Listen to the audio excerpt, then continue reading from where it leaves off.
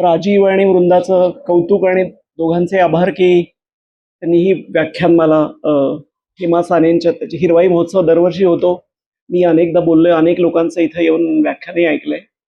पण यावर्षी दुर्दैवानं साने मॅडमचं निधन झालं आणि एका वर्षात माझ्या वैयक्तिक तोटा असा झाला की 3 मेंटॉर होते. एकाला तर मी प्रत्यक्ष भेटलोही नव्हतो किंवा संपर्कही नव्हता. म्हणजे साने मॅडम गेल्या, माधवराव गाडगीळ गेले आणि आमच्या बॉटनीतले एकदम अतिशय सिद्धहस्त असलेले पीटर रेव्हन नावाचे वनस्पतीशास्त्रज्ञ होते अमेरिकेत. तर त्यांचं एक बायोलॉजी ऑफ प्लांट्स नावाचं खूप अप्रतिम पुस्तक आहे जे आम्ही फॉलो करतो. ते एका पाठोपाठ एक हे सगळे लोक गेले. साने मॅडमचं तर वैयक्तिक मी त्यांचा विद्यार्थीच होतो, कारण BSc मी ज्या लोकांमुळं, ज्या 2 व्यक्तींमुळं बॉटनी घ्यायचं असं ठरवलं ते म्हणजे घाणेकर सर आणि साने मॅडम.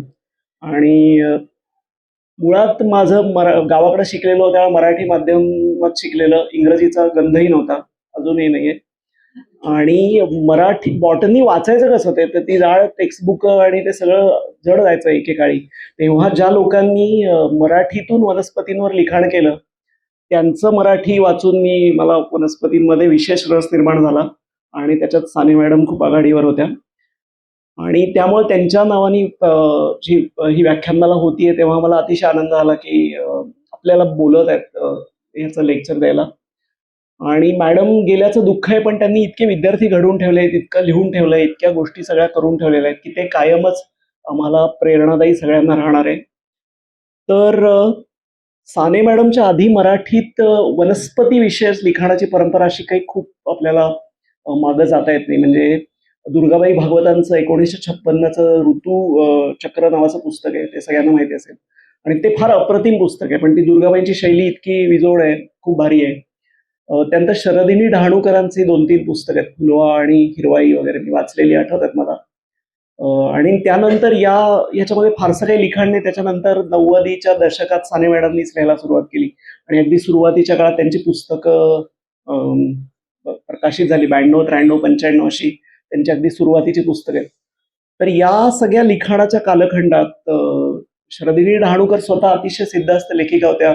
दुर्गाबाईंवर बद्दल तर काही मी बोलायलाच नकोय. तर एका लेखिकेने वनस्पतीशास्त्र लिहिणे आणि एका वनस्पती शास्त्रज्ञानी लेखक होऊन लिहिणे या 2 गोष्टीमध्ये खूप फरक आहे. आणि तो अगदी या दुर्गाबाई भागवतांचं कम्पेअर केलं आणि साने मॅडमचं कम्पेअर केलं तर अगदी सहज लक्षात येतो. तर कदाचित असं होतं की दुर्गाबाई भागवतांना वर्णन किंवा भाषेचं प्रेम इतकं होतं की कदाचित कधी कधी शास्त्रीय तथ्य थोडीशी बाजूला पडतात असं काही ठिकाणी वाटू शकतं. चितमपल्लींच्या किंवा माडगुळकरांच्या लिखाणात हे असं क्वचित कुठं कुठं दिसतं. हे जे वनस्पती शास्त्रज्ञ लिहायला लागले किंवा निसर्गशास्त्रज्ञ लिहायला लागले तेव्हा ही गोष्ट नीट व्यवस्थित काळजीपूर्वक त्यांनी केली की त्यातलं विज्ञान अजिबात बाजूला पडणार नाही. मी बेस्ट वाचायचं असेल तर माधवराव गाडगिळांचं जे सगळं अगदी त्यांनी सुरुवातीच्या काळात लिखाण केलं ना, 2005 ते 2015 या दरम्यानचं गाडगिळांचं लिखाण वाचलं तर कुठेही एक विज्ञानातली काही उणीव सुद्धा त्यांच्यातली काढता येणार नाही, असे ते सगळे लेखक होते. तर हा फरक फार महत्वाचा आहे. आणि आज मला बोलायचं होतं साने मॅडमचं लिखाण त्यांचं कसं आहे त्याच्याविषयी. तर त्यांनी भरपूर पुस्तकं लिहून ठेवलेली आहेत. मी एक छोटी यादीच त्याची वाचतो. परिचितांचा परिचय 1993चं त्यांचं एक पुस्तक आहे. आपले हिरवे मित्र त्याच वर्षीचं पुस्तक आहे. हवाई सुंदरी जास्वंदी नावाचं एक कॉन्टिनेंटलचं पुस्तक आहे. बुद्ध परंपरा आणि बोधिवृक्ष 95 साली वृक्षवैभव नावाचं साने मॅडम आणि घाटे मॅडमनी मिळून लिहिलेलं पुस्तक आहे. यक्षपुष्पे ऑर्किड्स नावाचं त्यांचं एक कॉन्टिनेंटलचं पुस्तक आहे. पुणे परिसरातील दुर्मिळ वृक्ष विनया घाटेंचं त्यांचं पुस्तक आहे. सोयरी वनचरे असं पुस्तक आहे. आणि हे एक नंतर आलेलं वनस्पतींच्या दंतकथा असे पुस्तक आहे. तर भरपूर हे पुस्तकांसाठी लिखाण केलं. त्याबरोबर त्या सदोदित मी जेव्हा जायचो बोलायला तेव्हा त्या काहीतरी लिहितच असायच्या. मग आकाशवाणी माध्यमासाठी तर त्यांनी इतकं नातं निसर्गासाठी भरपूर लिखाण केलेलं आहे. लेख जर कुठलाही मासिकाचं कोणीतरी संपादक, होतकरू संपादक आला किंवा अगदी प्रतिथयश मासिकाचा कोणीतरी लेख मागायला आला तर त्या लगेच तुम्ही 2 दिवसांनी आम्ही लिहून देते असं करून त्यांनी कित्येक गोष्टी त्यांना लिहून दिलेल्या आहेत. आणि नेहमी मॅडमकडे गेल्यावर असं व्हायचं की तुमचं नवीन लिखाण कुठलं चाललंय, काय लिहित आहे असं म्हणलं की त्या कुठल्या तरी एका पुस्तकात बोट दाखवायच्या आणि त्याच्यात बघा मध्ये तो लेख लिहून ठेवलाय, तुम्ही वाचा असं म्हणून ते आमची त्याच्यावर चर्चा व्हायची. मग त्यातले काही मुद्दे आणि या सगळ्या गोष्टी त्याच्यातल्या असायच्या. तर त्यामुळे त्यांच्या लिखाणावर बोलावं असं मला वाटलं, कारण त्यांच्या लिखाणातून वेगळ्याच सानेबाई दिसतात, ज्या त्यांच्या शिकवण्यातून आम्ही आता प्रत्यक्ष विद्यार्थी असतात. शिकवण्यातल्या साने मॅडम, लिखाणातल्या साने मॅडम ह्या खूप वेगळ्या आहेत. तर लिखाणावर बोलावं असं मी ठरवलं. आणि मग काय करता येईल याच्याबद्दल, तर काही माझा तर काही अधिकार नाही त्यांच्या लिखाणाबद्दल काही बोलण्याचा, पण मी म्हणलं की आपण त्यांच्या लिखाणातले काही पॅसेजेस, काही वेचे आपण निवडू आणि त्याचं वाचन करू आणि तेच माझ्या ते त्यांना एक स्वरूपाची श्रद्धांजली होईल. पण एखाद्या लेखकाची शैली कशी ओळखायची याच्याविषयी खूप बऱ्यापैकी लोकांनी लिखाण केलेलं आहे आणि याच्यात एक मोठे उपकार माझ्यावर आहेत. म्हणजे एक रिचर्ड डॉकिन्स नावाचे इंग्रजी लेखक आहेत. तुमच्या बायोलॉजीतलं खूप त्यांनी गोष्टी लिहिलेल्या आहेत. तर रिचर्ड डॉकिन्सच्या लिखाण खूप अफाट लिखाण आहे आणि या माणसांनी भरपूर लिखाण केलंय. त्यांचं एक फार महत्वाचं लिखाण आहे, ते म्हणजे संपादन आहे खरं तर त्यांचं. त्या पुस्तकाचं नाव आहे मॉडर्न सायंटिफिक रायटिंग्स. आणि या मॉडर्न सायंटिफिक रायटिंगमध्ये त्यांनी काय केलं की गेल्या 100 वर्षातले उत्कृष्ट विज्ञानाच्या लोकांनी, वैज्ञानिकांनी लिहिलेले पण अतिशय ज्याला लिटररी व्हॅल्यू आहे, वाङ्मयीन मूल्य आहे, असे वेचे निवडून त्याच्यावर स्वतःची कॉमेंट्री आणि तो कॉमेंट्रीत हा लेखक कसा लिहितो याच्या शैलीचं उलगडण्याचा काम हे त्या रिचर्ड डॉकिन्सनी खूप इंटरेस्टिंग केलं. आणि मी त्याची परत आज एकदा म्हणलं प्रस्तावना वाचावी, कारण हे करायचंय. तो प्रस्तावनेत तो म्हणतोच की काय नेमकं तुम्ही केलं पाहिजे, की writer scientist versus scientist writer याच्या विषयाने चांगल्या गोष्टी उलगडून सांगितलेल्या आहेत. तर डॉकिन्सने प्रत्येक पॅसेज जो निवडलाय त्या सायंटिस्टचा, त्याच्या आधीही कॉमेंट्री केली आहे. ही मुख्यतः मला वाटलं की शैली कशी एखाद्या लेखकाची असते ती बघण्यासाठी फार उपयुक्त आहे. त्यातल्या त्यात विज्ञानातले लेखक आहेत म्हणून ते महत्वाचं. तर एक नीट तुम्ही जर बघितलं तर 6 मुद्दे लोक बघतात, की कुठल्या गोष्टी एखाद्या लेखकाची शैली उलगडायची असेल तर कुठले 6 मुद्दे बघितले पाहिजेत. तर एक लेक्झिकल लेवल बघता येते तुम्हाला, म्हणजे त्यांनी शब्दसंग्रह कुठला वापरलाय, व्होकॅब्युलरी काय वापरली आहे आणि शब्द कसे सुचतात त्या लेखकाला किंवा कसे जातात त्याच्याविषयी त्यांनी काय नेमकं त्याचं वैशिष्ट्य आहे. सिंटॅक्टिक लेवल नावाची अजून एक लेवल असते, त्याला पर्यायी मराठी शब्द उपलब्ध नाही आहेत. त्या लेवलला सेंटेन्स आर्किटेक्चर कसं त्या व्यक्तीने केलेलं आहे ते उलगडून सांगता येतं. रिटॉरिकल किंवा इमेजरी लेवल कशी आहे त्याची, ज्याला मराठीत आपण प्रतिमा सृष्टी असं म्हणतो, त्या लेखकाने प्रतिमा सृष्टी कशी वापरली. उर्दूमध्ये त्याला तसबूर असा शब्द वापरतात. आणि मला आठवत असेल तर त्या आमिर खानच्या पिक्चरमध्ये तो गुलफाम हसन असतो, नासरुद्दीन शाहचं काम. त्या नासरुद्दीन शाहला एका मैफिलीत लोक, ते पत्रकार गाठून विचारत असतात की तुम्हाला आजकल की शायरी के बारे में आपका क्या ख्याल है. ती सोनाली बेंद्रेने ऑर्गनाईज केलेली पार्टी असते, तेव्हा तो म्हणतो की आजकल की शायरी में तसव्वुर की कंगाली का दौर है. तो स्पेसिफिकली सांगतो की हे जे रेटॉरिकल आहे किंवा प्रतिमासृष्टी मी जी म्हणतोय त्याची कमतरता आहे. ती प्रतिमासृष्टी माहिती लेखकासाठी फार महत्वाची असते. एक स्ट्रक्चरल लेवल किंवा डिस्कोर्स लेवल ज्याला म्हणतात, की how a passage, how a essay should start and how it should end, ह्याच्याविषयी ओपन कसं करतोय सेंटेन्स पॅसेज आणि क्लोज कसं करतोय लेखक, ह्याच्यावरून बऱ्याच गोष्टी ठरतात. एक व्हॉइस कुठला वापरतोय, आता हे कादंबरीला वगैरे लागू पडतं. आणि पर्सोना कसा आहे आणि त्याच्या जोडीनं साऊंड आणि रिदम या फार महत्वाच्या गोष्टी आहेत, की तुम्ही वाक्य लिहिलं, छान लिहिलं, पण त्याच्यात त्यातला साऊंड आणि रिदम फार इंटरेस्टिंग आणि फार महत्वाचा असतो. आणि आर डी बर्मननीच हे गुलजारांनीच आर डी बर्मन विषयी सांगताना सांगितलं की या माणसाला, आर डी बर्मनला, लफ्जों की मीनिंग से, मानी से ज्यादा साउंड का उसको ज्यादा ख्याल था आणि लफ्जों की साउंड अच्छी हो तो फौरन वो उठा लेता था. कवितेमधला साऊंड जसा महत्वाचा आहे, तो रिदम कसा महत्वाचा आहे तसा ते लिखाणातही महत्वाचा असतो. तर या 5-6 पातळ्यांवर लेखकाचं हे लेखन शैली काय आहे ती, त्याचा एक अंदाज बांधता येतो. आणि आपण असा प्रयत्न करू की मी काही पॅसेज वाचीन त्यांचे आणि एकामध्ये तर विशेषतः मी मार्क करून ठेवले की तो एक पॅसेज, एक लेख तर तुम्हाला असाच सांगेन की त्याच्यात मला जी सौंदर्यस्थळ या लेखाती वाटली ती, आणि बाकीचे मात्र आपण थेट वाचू. गोरे सर, अनिल गोरे नावाचे आमचे स्टॅटिस्टिक्स एक सर आहेत, त्यांनी आम्हाला या गोष्टी खरं तर शिकवल्या. भाषा विज्ञान आणि साहित्य समीक्षा या विषयावर अशोक केळकर नावाच्या एका लेखकाचं लिखाण आहे आणि ते वाचून या गोष्टी तुम्ही डिकोड करू शकता. तुम्हाला निदान, आम्हाला टॅक्सॉनॉमिस्टना कसं लागतं, वर्गीकरणाला काहीतरी एक पातळ्या सापडल्या, पायऱ्या सापडल्या की आम्ही कशात तरी काहीतरी फसवायला लागतो. ती सवय जी साने मॅडमना होती तीच त्यांनी आम्हाला शिकवलेली आहे. तर मला ओव्हरऑल ब्रॉडली साने मॅडमच्या लिखाणात काय दिसतं तर त्या ज्या लिहायच्या ना त्या अशा संध्याकाळी घरात, तुम्हाला माहिती आहे उद्या महेश त्याच्याविषयी सविस्तर बोलतील, तर वीज नाहीये, इलेक्ट्रिसिटी नाहीये, अशा घरात त्या राहत आहेत आणि त्यांना सूर्य मावळला की सगळा अंधार. त्यावेळी कंदिलाच्या प्रकाशात किंवा कधी कधी समई लावून मी बघितलेलं आहे त्यांना बेलाच्या झाडाखाली बसून ते लिखाण करायच्या. आणि हा जो आसमंत आहे, हा जो फुरसत, फुरसत माहिती आहे ना, शब्द फार उर्दूत चांगला शब्द आहे, ही फुरसत आहे ना त्यांना लिखाणासाठी, तर ती त्यांच्या लिखाणातून कायम उघडलेली किंवा त्याच्या मधली झिरपलेली आपल्याला व्यवस्थित दिसते. आणि शांतता ती त्यांच्या घरातली दिसते, कारण त्याच्यात तो मूळ स्वभावात त्यांच्या काहीसं स्थैर्य नव्हतं. त्या एकदम तडतडीत होत्या, पटकन गोष्टी करणे आणि कधी कधी त्या शीघ्रकोपीपणा. आणि विद्यार्थी आमच्यासारखे तर आम्ही खूप बोलणी खाल्लेली आहे त्यांचे वारंवार. मला तर सारखेच म्हणायचे, तुम्हाला MSc डिग्री कोणी दिली? PhD झाल्यावर फक्त फरक काय पडला की त्या म्हणायच्या, तुम्हाला PhD डिग्री कोणी दिली? तर असं त्यांचं काही बॉटनी चुकलं जरा, जरी काही झालं की ते ह्या शब्द त्यांच्या नेहमीच्या होत्या. तर हा जो एक शीघ्रकोपीपणा, चिडचिडेपणा होता ना, कुठंही लिखाणात तुम्हाला दिसत नाही त्यांच्या. आणि अतिशय शांत आणि संयमी लिखाण त्यांचं सगळं आहे.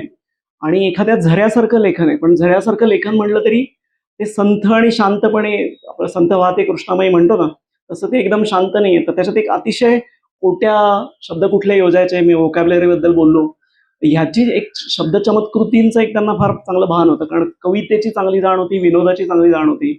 आणि यामुळे त्या कोट्यांची शब्द क्रमकृतींची खळखळ त्यांच्या त्या झऱ्यासारख्या लिखाणाला आहे.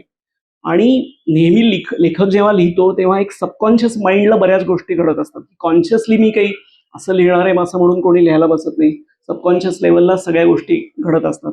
पण त्या कॉन्शियस लेवलला काही प्रयत्न करणे आणि ते आपोआप सबकॉन्शियस लेवलला जेव्हा उतरतात तेव्हा तुम्हाला काही प्रयत्न विशेष करायला लागत नाहीत. सरळ तुम्ही लेखणी घेतली आणि लिहायला सुरुवात केलं की शेवटपर्यंत पोहोचतात. तर तुमची एक शैली बनून जाते. आणि मग त्यांना, त्या लेखकांना शैली असं लोक दाखवू शकतात की ही तुमची शैली आहे. तो म्हणता अच्छा असं आहे का? टागोरांची गोष्ट आहे. टागोर म्हणे त्यांचं गान जे गीतं रचायचे ते अंघोळ करता करता रचायचे आणि त्यांचा पुतण्या बाथरूमच्या बाहेर वही घेऊन बसलेला असायचा. हे काय गात आहे त्याची नोटेशन करायचा. आणि मग तो बाहेर आल्याला म्हणायचा, काका काय तुम्ही कोमल गंधार काय लावलात? म्हटलं असं आहे का, त्याला कोमल गंधार म्हणतात का? मलाही काही माहित नाही.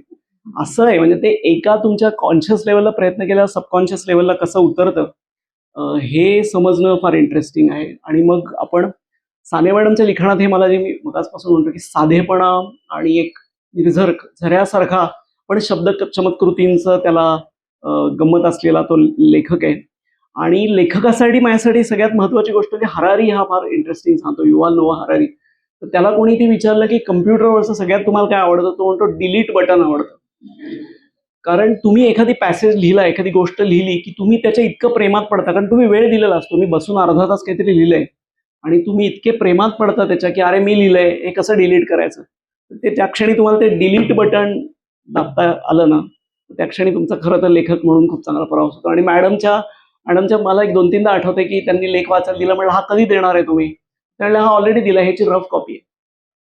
ती रफ कॉपी लिहिणे आणि परत मग त्याच्यातून आपल्याला काही ज्या चुका जाणवत आहेत त्या सगळ्या बघणे आणि त्या फेअर करणे, ह्याच्यामध्ये हे जे डिलीट बटन हरारी जे म्हणतो ना, ते कसं महत्वाचं आहे ते आपल्या लक्षात येतं. ते सगळं बरंच मी नमनाला घडाभर तेल वापरलेलं आहे. तर आपण सुरुवात करू, साने मॅडमचे काही पॅसेजेस वाचू आणि तुम्हाला लक्षात येईल की मी जे काही आता वर्णन केलं ती त्यांची शैली कशी आहे. आणखीन एका तर वेचाच्या माध्यमातून आपण, मला जी त्यांच्यातली सौंदर्य स्थळं दिसली, कदाचित तुम्हाला ती वेगळीच त्याच्यातली गोष्टी जाणवू शकतील, ती आपण समजून घ्यायचा प्रयत्न करू. हा लेख पहिला मी वाचतो. आपले हिरवे मित्र असं त्यांचं पुस्तक आहे, त्याच्यातलं आहे. वैशाली, रुपाली, दीपाली, शेफाली या ओळीतील पहिली 3 नावे ठीक आहेत. पण शेफाली नावाच्या बालिकेस विचारलं की बाई ग, तुझ्या नावाचा अर्थ काय? तर कदाचित तिला ठाऊक असेल की शेफाली हे मूळ शेफालिका या बंगाली नावाचं सुटसुटीत रूप आहे. पण मग शेफालिका म्हणजे तरी काय? शेफालिका हे पारिजातकाचं बंगाली नाव आहे. पारिजात, 5 स्वर्गीय वृक्षांपैकी एक. समृद्धम सौभाग्यम सकलम वसुधाया म्हणून धर्तीवर अवतीर्ण झालेला. देवदानवांनी केलेल्या समुद्र मंथनातून जी 14 रत्न बाहेर आली त्यापैकी एक. म्हणून लक्ष्मीचा भाऊ आणि अमृताचाही, त्यामुळेच अतिवंदनीय. पारिजातकाचं वानस्पतिशास्त्रीय नाव आहे निक्टॅन्थस आर्बोर ट्रिस्टिस. निक्टॅन्थस या प्रजातिवाचक नावाचा अर्थ होतो रात्री उमलणारं पुष्प. तर आर्बोर ट्रिस्टिस याचा अर्थ अश्रुपात करणारा वृक्ष. अर्थातच हे विशेषण त्याच्या फुले गाळण्याच्या वृत्तीमुळे त्याला लाभलंय. जाई जुई चमेली मोगरा आणि पारिजात या सर्वांचं कुळ एक आहे. मात्र जाई जुई कुंद चमेली लहान खुरेच असतात. पारिजाताचा मात्र वृक्ष आहे. बरोबरीच आहे एका परीनं, कारण तो स्वर्गीय वृक्ष आहे. इतरांपेक्षा वेगळा असणारच, पण फुलांची आणि सुगंधाची पखरण हा या संपूर्ण कुळाचा स्थायी भाव. युरोपमधल्या प्रसिद्ध ऑलिव्ह वृक्षाची फळे याच कुळाची. पारिजात संपूर्ण भारतभर पसरलाय. हिमालयाच्या पायथ्यापासून कन्याकुमारीपर्यंत आणि भारताबाहेर ब्रह्मदेश किंवा म्यानमारमध्येही तो आढळतो. असं समजलं जातं की सातपुडा पर्वतराजीत पारिजातकाचं नैसर्गिक अस्तित्व आहे. इतरत्र मात्र तो लागवडीखाली असतो. हिंदी भाषिक लोक त्याला हरसिंगार म्हणतात, तर गुजराती जन जयपार्वती म्हणून, दक्षिणात्यांना मात्र तो पारिजात म्हणूनच माहिती आहे. साधारणतः 7-8 मीटरपर्यंतची उंची. या वृक्षाचे खोड अतिशय बेढब राखाडी किंवा हिरवट पांढऱ्या रंगाचं असतं. त्याला गाठी आल्यासारखेही भासले. पण हा समुद्र मंथनातून जन्मला त्यावेळी म्हणे त्याला सुवर्णकांती होती आणि त्याची पाने गोळ्यांसारखी होती. फळांना गंध होता. म्हणून तर देवेंद्राने त्याला अमरावतीला नेले. पारिजाताच्या कोवळ्या फांद्या काहीशा चौकोनी, थोड्याशा लवयुक्त असतात. पानांच्या जोड्यांची रचना स्वस्तिकाकार असते. पर्णपाती अतिशय खरखरीत, इतके की त्याने छान पॉलिश होईल. कडा दंतूर असतात. श्रावण भाद्रपद म्हणजे पारिजाताचा ऐन बहराचा काळ. फांद्यांच्या टोकाशी फुलांचे घोस उमलू लागतात. याच्या कुळधर्माप्रमाणे फुलं सायंकाळी उमलतात. पारिजाताची फुले हा अनेक वाङ्मय प्रकारांचा जिवलग सखा. बहरला पारिजात दारी, फुले का पडती शेजारी, असे दुःख जसे प्रकट होते तसेच अंगणातल्या पारिजातकाची फुले नाजूक लाख मोलाची, इतकी नाजूक की माय माऊलीच्या काळजाच्या तोलाची, असं आवर्जून विनवलेलं आहे. खरोखरच ही फुलं नाजूक असतात. दलपुंजांच्या पोळ्यासारख्या लाल नलिकेच्या टोकाशी 5 पांढरी दलं अलग होऊन ताऱ्यासारखी पसरतात. लखनौच्या राष्ट्रीय उद्यानानं आपलं ब्युटी पार्लर सारखं कौशल्य पणाला लावून त्याचे कर्णफूल, चक्र, ध्रुव इत्यादी नवीन वाणे तयार केलेत. पारिजात फुलतो अमाप, लक्ष पुष्पभाराने. धरतीला अभिषेक करण्याचे चातुर्मासाचे त्याचे व्रत असावे. रात्री उमललेली फुलं सकाळी गळून पडलेली असतात. याच्याविषयी एक पुराण कथा आहे. कुण्या एका पारिजाता नावाच्या राजकन्येला फुलराणीप्रमाणेच किरणांचा मोह जडला. माहेरचे सर्व पाश तोडून ती सूर्यासमोर निघाली. पण हाय रे दैवा, सूर्याला ती नकोशी झाली. दुःख वेगानं पारिजातानं देहत्याग केला. तिच्या दहनभूमीवर एक वृक्ष उगवला, तोच पारिजात. त्याच्या धवल पुष्पांचे लाल देठ म्हणजे पारिजाताचे हृदय.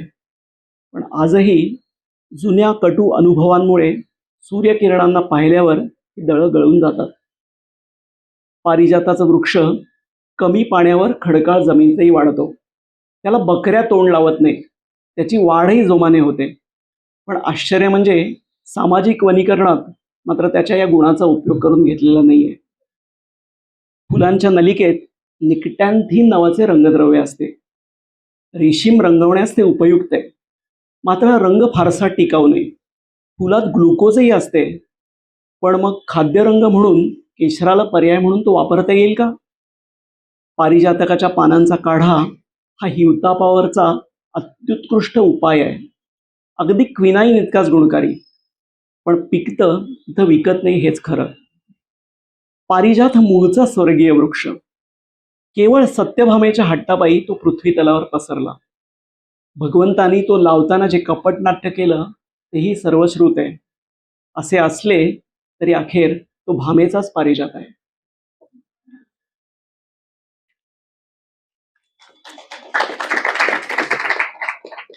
पुढचा एक त्यांचा लेख आहे चंदनावरचा, तो मी वाचतो. शर्विलक चंदन.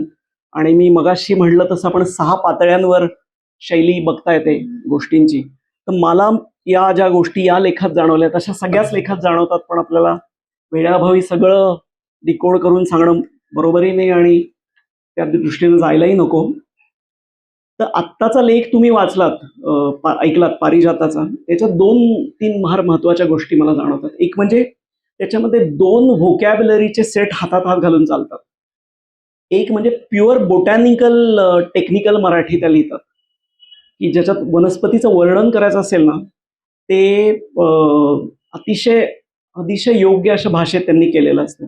आणि हा वनस्पतींवरच्या लिखाणात जे लोक लिहितात त्यांना हा नेहमीचा एक अनुभव असा की, किंवा अडचण म्हणा, की त्याचं डिस्क्रिप्शन आलं की ते कुठं दडवायचं. इतर ठिकाणी ते सगळं रंगवता येतं फुलांचं आणि सगळ्याचं, पण डिस्क्रिप्शन कुठं दडवायचं आणि ते कसं दडवायचं याला मात्र विशेष स्किल लागतं आणि साने मॅडम यातल्या फार माहीर होत्या. तर ही एक डिक्शनरी मी म्हणलं तसं 2 व्होकॅब्युलरीज हातात घालून फिरतात. त्याच्यातली एक ही प्युअर बोटॅनिकल टेक्निकल डिक्शनरी आहे, आणि दुसरी जी आहे व्होकॅब्युलरी आहे ती संस्कृतोद्भव मराठीची. संस्कृतचे खूप शब्द त्या अगदी सहजतेनं लिखाणात वापरत जातात. आणि एकीकडे बोटॅनिकल टेक्निकल मराठी, तांत्रिक मराठी, आणि एकीकडे संस्कृतोद्भव मराठी, हे दोन्ही इतकं समरसून गेलेलं आहे, इतकं त्यांचा मिलाप होतो, हातात हात घालून चालतात, की आपल्याला लक्षात येत नाही की आपण काहीतरी टेक्निकल समजून घेतलं आणि आता परत संस्कृत साहित्याच्या प्रांगणात उतरलोय. तर मला त्यांच्या लिखाणात हे जाणवलं, आणि विशेष करून अगदीच लक्षात घेण्यासारखा भाग म्हणजे वनस्पतींचं वर्णन जिथं त्यांनी करतात, तांत्रिक वर्णन आहे, तिथं सगळीकडे अतिशय शॉर्ट ओळी व शॉर्ट वाक्य वापरलेत, थोडक्यात ते संपवलंय. आणि जिथं साहित्य आहे, जिथं काहीतरी त्यांनी फुलवलंय, म्हणजे त्याला ऍस्थेटिक्स त्या वाक्याला आणायचा प्रयत्न केलाय, तिथं ती मात्र मोठी वाक्य होत जातात त्यांच्या लिखाणात. आणि हा जाणीवपूर्वक त्यांनी केलंय का नाही माहित नाही, पण मी मगाशी म्हणलं तसं हा त्यांच्या एक लिखाणातला अगदी एक फार महत्वाचा मुद्दा आहे. आणि त्यामुळं आता या लेखात आपण समजून घेऊ पुढच्या शर्विलक चंदनाच्या, की सायंटिफिक साने आणि ह्या स्टोरी टेलर साने यांचे कशा या 2 लेखिका मिळून गोष्टी लिहितात, लेख लिहितात हे लक्षात येईल. आणि सायन्स जिथं येतं तिथं मात्र परत एक्झॅक्ट उंची, की असेल 1.5 फूट, असेल 5 मैल वगैरे असं नाही. जेवढं उंच व्यवस्थित वनस्पतीचं वर्णन आहे तिथं ते अजिबात चुकत नाहीत काहीच वर्णन करताना. या सगळ्या गोष्टींचा मिलाफ त्यांच्या लेखात आहे. आणि त्याचं मला वाटतं पोस्टर बॉय म्हणून एकच लेख साने मॅडमचा वाचायचा सांगितला तर मी हा शर्विलक चंदनाचा वाचीन. आणि मी त्यांच्याशी बोललोही होतो याच्याबद्दल, की हा मला खूप तुमचा आवडता लेख आहे. त्यांच्या परिचितांचा परिचय नावाचं पुस्तक आहे 93 सालचं, आणि नावच किती छान आहे, परिचितांचा परिचय, की ज्या गोष्टी आपल्याला माहिती आहेत पण त्यांचा मी तुम्हाला परत परिचय करून देते. तर हा शर्विलक चंदनावरचा लेख मी वाचतो, आणि मात्र याच्या मध्ये मध्ये मी बोलणार आहे, थेट वाचणार नाही, काही गोष्टी मला ज्या जाणवल्या त्या समजावून सांगायचा प्रयत्न करणार आहे. तमाम भारतीय साहित्य क्षेत्राने चंदनाचा मुक्तकंठाने गौरव केला आहे. मनात चंदनाचे परित्वा झिजावे असे म्हणून समर्थांनी त्याच्या त्यागाचं वर्णन केलंय. आणि याच गुणधर्माचा तो असेतू हिमालय मापदंड ठरला आहे. शब्द योजना बघा, की असेतू हिमालय आणि मापदंड एकत्र किती छान शब्द येऊन जातात. आणि मुक्तकंठानं गौरव केलाय, तर एकदम हाय उंचीवरच सुरू होत आहे. लेखनाची शैली त्यांनी पहिल्याच पॅरेग्राफमध्ये अशी उंची गाठली की ती पुढं कशी कंटिन्यू होते. पण आश्चर्याची गोष्ट म्हणजे हे गुणगान पूर्व पश्चिम दक्षिणोत्तर पसरले असले तरी विंध्याद्रीच्या उत्तरेला चंदन खुल्या दिलानं वाढत नाही. बॉटनिस्टाला परत त्यांचं की डिस्ट्रीब्युशन विषय सांगणार आहे. दक्षिणेकडील मलयगिरी हे त्याचे प्रिय स्थान. या भूमीत तो इतका विपुल होतो की मलय भिल्ल पुरंध्री चंदनम तरुकाष्ठम इंधनम कुरते असा त्याचा अतिपरिचय होता. म्हणजे चंदनाची झाडं इंधनासाठी वापरतात दक्षिणेला, एवढा अतिपरिचयात अवज्ञा त्याची झालेली आहे. हे साहित्यिक झालं की परत बॉटनी. सँटॅलम अल्बम असे वनस्पती शास्त्रीय धारण करणारा. आता या अख्ख्या पॅसेजमध्ये त्यांना खूप गोष्टी लिहायच्यात, चांगलं लिहायचे, पण त्यामुळं याच्यात बोटॅनिकल नाव कुठेतरी खटकेल हे लिहिताना, म्हणून त्यांनी ते पहिल्याच 2 शब्दात संपवून टाकलेले आहे की सँटॅलम अल्बम असे वनस्पतीशास्त्रीय नाव धारण करणारा हा वृक्ष रामायण, महाभारत, बौद्ध धर्मीयांच्या जातक कथांमधून आणि विनय पिटकात तर भेटतोच, पण कौटिल्य अर्थशास्त्र, पतंजलीचे महाभाष्य यांच्या नजरेने हा सुटलेला नाहीये. मोठं वाक्य आहे. आता बॉटनी आलं की वाक्य कशी छोटी होत जातात ते बघा. समुद्र सपाटीपासून 1200 मीटर उंचीपर्यंत चंदन सुखाने वाढतो. काही प्रमाणात थंड हवा, कमी पाऊस, खडकाळ लाल रंगाची उथळ रेताड जमीन त्याला आवडते. इतकेच नव्हे तर पाण्याचा पूर्ण निचरा होणारी जमीन त्याला अधिक पसंत आहे. अशा जमिनीत म्हणे चंदनाला अधिक सुवास असतो. या उलट ओलसर सकस जमिनीवर वाढलेल्या चंदनात तेलाचा अंश कमी असतो. म्हणूनच साधवो नाही सर्वत्रम चंदनम न वने वने असं म्हणलं असावं. आता ते जे शीर्षक आहे शार्विलक चंदन, त्याच्याकडे आलेले आहेत त्या. शार्विलक म्हणजे चोर अशा अर्थाने, मृच्छकटिकात तो जो चोर आहे, पण तो हा आहे म्हणजे जेंटलमन चोर आहे बरं का, हा फार महत्वाचा आहे. आत्ताच्या काळात ते शक्य नाही. सो हा जेंटलमन चोर कसा आहे शर्विलक, आता ते त्याचं एक प्रस्तावना त्यांनी छान केलेली आहे. आणि आता त्या मुद्द्याकडे येतात. म्हणजे ते सस्पेन्स ठेवलं ते इतका वेळ की का आम्ही शीर्षक हे घेतलंय. आणि एक इंग्रजी शब्द आहे की एडिटोरलाइज करणे, म्हणजे एखाद्या व्यक्तीला किंवा याला काहीतरी स्वतःला वाटणारे व्यक्ती मूल्य चिपकवणे की हा असाच आहे तो तसाच आहे, त्याचाही कुठं कुठं सढळ हाताने वापर आहे त्यांच्या लिखाणात, सगळ्यांच्याच असतो. रादर चंदन तरु हा वनस्पती विश्वातला एक धक्का प्रयोग आहे. पाहणाऱ्याला हा एकदम ठीकठाक वाटतो, म्हणजे हिरवी पाने आहेत, नीट जमिनीत वाढतो आहे, पण त्याचे हे रूप फसवे आहे. खऱ्या बॉटॅनिस्टला म्हणलं हे फसवा वगैरे असेल तर तो म्हणेल असं काही वनस्पती फसव्या वगैरे नसतं. पण मी मगाशी म्हणलो ना, एडिटोरलाइज करणे हे कॅरेक्टर आहे त्यांचं. हे दोन्ही एकाच वाक्यात आले, धक्का प्रयोग आणि फसवे. पण हे त्याचे रूप फसवे आहे. तो आंब्यावर वाढणाऱ्या बांडगुळासारखा परोपजीवी आहे. पूर्णपणे नाही पण अर्ध परोपजीवी. आपल्याला स्वतंत्रपणे वाढताना दिसतो, पण याची मुळं जमिनीत वाढूनही जमिनीतून पाणी व जीवनावश्यक क्षार शोषून घेत नाहीत. ती दुसऱ्या झाडांच्या मुळात शिरतात. इतरांनी जमिनीतून शोषून घेतलेले पाणी व क्षार ती चोरतात. मात्र बांडगुळाप्रमाणे त्याचा हा शर्विलक स्वभाव आपल्या डोळ्यांना दिसत नाही. चंदनाचे रोप उगवल्यावर साधारणतः वर्षभर स्वतंत्र वाढते, पण या काळात त्याचा सावजाचा शोध सुरू असतो. साग, निंब, शिसव, करंज, बाभूळ, शिरीष कोणाचाही आधार त्याला चालतो. एकदा का ही पकड बसली की चंदन वाढीला लागतो. जोमाने वाढला तर 15 मीटर पर्यंत उंची गाठतो. बॉटनी. खोड लालसर काळपट, काहीसे खडबडीत, खोल उभ्या भेगांचे असते. डिस्क्रिप्शन आलंय पण ते किती छान आहे बघा, की खोड लालसर काळपट, काहीसे खडबडीत, खोल उभ्या भेगांचे असते. पाने सम्मुख, थोडीशी जांभळाच्या पानासारखी. इंग्रजीत आम्ही त्याला ऑपोजिट लीव्ज म्हणतो, आणि बहुतेक वेळा मराठीत लेखन करतात ते सगळे लोक पानं विरुद्ध असतात असं लिहिलेलं आहे. पण विरुद्धला मराठीत जेवढे अर्थ आहेत ते खूप वेगळ्या कॉन्टेक्स्टले अर्थ आहेत. त्यांना बरोबर त्यांनी एक संस्कृत शब्द योजलाय, सम्मुख, म्हणजे समोरासमोर, ज्याला ऑपोजिट इंग्रजीमध्ये आम्ही म्हणतो. सो पाने सम्मुख, थोडीशी जांभळाच्या पानासारखी, पण आकाराने जांभळाच्या पानाच्या 1/4 आकारमानाची असतात. इथं गफलत होते लेखकांची, कारण साईज आणि शेप याला मराठीत दोन्हीकडे आकार शब्द वापरला जातो, आणि आपल्याला नेमकं लिहायचं असेल तर आकारमान हा बरोबर शेपला आकार आणि शेप साईजला आकारमान असा शब्द वापरला पाहिजे. तो बरोबर त्यांनी तो वापरतात. ते कारण माझ्या सुरुवातीच्या लिखाणात झालेल्या चुका आहेत त्यामुळे मला ते दिसत आहेत. सो पाने सम्मुख जांभळाच्या पानाच्या 1/4 आकाराची असतात. त्यांचा रंग काळपट हिरवा असतो. चंदन सदाहरित वर्गातला वृक्ष आहे. बारीक फांद्याच्या टोकाशी चंदनाला फुलांचे झुपके येतात. सामान्यांना याचा थांगपत्ताही लागणार नाही. पण सामान्यांना म्हणजे म्हणल्यावर आपल्याला वाटेल की त्यांनी काय बॉटॅनिस्ट आणि नॉन बॉटॅनिस्टला किंवा लेमॅनला वेगळं केलं का काय. त्यांचा स्वभाव नव्हता. त्या कित्येकदा म्हणायच्या की आपण असं म्हणतो, आम्ही असं वनस्पतीशास्त्रात शब्द योजतो, अशा वेळी आपण असा योजला पाहिजे. कलेक्टिव्ह एफर्ट आहे तो सगळ्यांचा. तो सामान्यांना याचा थांगपत्ताही लागणार नाही. पण आता पुढं बघा, ते सामान्यांना का म्हणलंय? पण ज्ञानदेवांनी देखील चंदन जेवी बहरला अश्वत्थ फुलला असे म्हणून त्याच्या रूपात निराकाराला शोधले. सामान्य लोकांची तुलना ज्ञानेश्वरांबरोबर केली आहे. या उलट भर्तृहरी म्हणतो की चंदनाला विधात्याने फळे फुले दिली नाहीत. म्हणजे या थोर लोकांबरोबर त्यांनाही कन्फ्युजन आहे, तुम्हालाही कन्फ्युजन आहे, कशी तुम्ही सारखे आहात. चंदनाची फुले काळपट लाल रंगाची असतात. त्यांना 4 पाकळ्या आणि 4 पुंकेसर असतात. फळ काळे गोलाकार म्हणजे बारक्याशा करवंदासारखे असते. आत कठीण कवचात 2-3 बिया असतात. त्यांना चंदन चारोळ्या म्हणतात, कारण त्या चवीला चारोळ्यासारख्या असतात.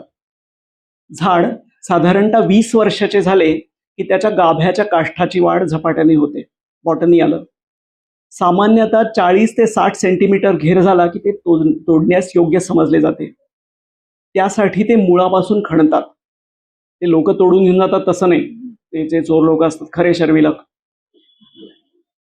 कारण मुळात तेल भरपूर असते. खोडाचे तुकडे करून वरची साल काढून टाकतात. अंतरसालीच्या लगतचे काष्ठ पांढरे, टेक्निकल शब्दांना किती प्रिसाइज संस्कृत शब्द वापरलेत त्यांनी. अंतरसालीच्या लगतचे काष्ठ पांढरे आणि बिनवासाचे, तर मध्यकाष्ठ पिंगट बदामी आणि सुगंधी असते. हे मध्यकाष्ठ म्हणजे आपले परिचित चंदन. चंदन तेलात सँटॅलॉल नावाचा एक घटक असतो, त्यामुळे त्याला काहीसा विशिष्ट, काहीसा मंद सौरभ येतो. मर्दनम गुणवर्धनम या न्यायाने खोड घासल्यावर हा सुगंध अधिक दरवळतो. या सुगंधामुळे देवतार्चनात चंदनाला मानाचे पान आहे. किती चांगला शब्द येऊन गेला बघा, देवतार्चन. या सुगंधामुळे देवतार्चनात चंदनाला मानाचे पान आहे आणि पारशांच्या अग्निमंदिरातही. आणखी एक खास गुणधर्म म्हणजे चंदनाला वाळवी लागत नाही. मध्यकाष्ठ काहीसे मऊ, त्यामुळे सुवर्णकाराच्या नजाकतीने त्यावर कोरीव काम होते. आयुर्वेदिक उपचारातही चंदनाचे स्थान आहे. शीतोपचार म्हणून चंदन उगाळून त्याचे पाणी पोटात घेतात. कुठल्याशा ज्वरात चंदनाची उटी सर्वांगावर लेपतात. मदनपीडा आणि चंदनाची सांगड संस्कृत साहित्यात जागोजाग फुललेली आहे.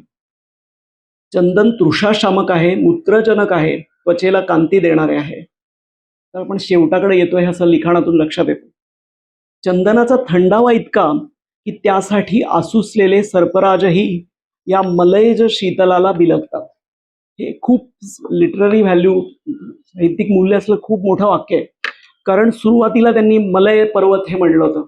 चंदनम मलय, मलय पर्वतावर चंदनाची झाडे. मलय म्हणजेच पर्वत खरं तर दक्षिण भारतीय भाषांमध्ये. पण बंकिमचंद्रांनी हे मलयज शीतलाम शब्द वापरलाय, तो भारतभूमीला वापरला. की भारतभूमी कशी आहे तर पर्वतांवरचे वारे ज्या भूमीला थंड करतात, पर्वतांवरचे वारे येऊन ज्या भूमीला थंड करतात ती भारतभूमी मलयज शीतल, असं बंकिमचंद्र त्यांच्या वंदे मातरमध्ये म्हणतात. पण यांनी आता याच्या शीत गुणधर्माचं वर्णन केलेलं आहे आणि त्यामुळं तो चंदनालाच त्यांनी प्रत्यक्ष शीतलाची उपमा दिली. त्यामुळं असं त्या म्हणतात की चंदनाचा थंडावा इतका की त्यासाठी आसुसलेले सर्पराजही या मलयज शीतलाला बिलगतात. पण हा स्थितप्रज्ञ त्या संगतीतही असाच निर्विष राहतो.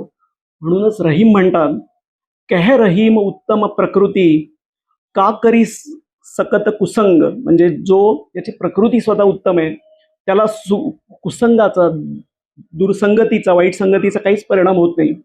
कह रहीम उत्तम प्रकृती का करी सकत कुसंग, चंदन विष व्यापत नाही लिपटे रहे भुजंग. ते भुजंग लिपटून राहतात तरी चंदनाचं काही बदल होत नाही.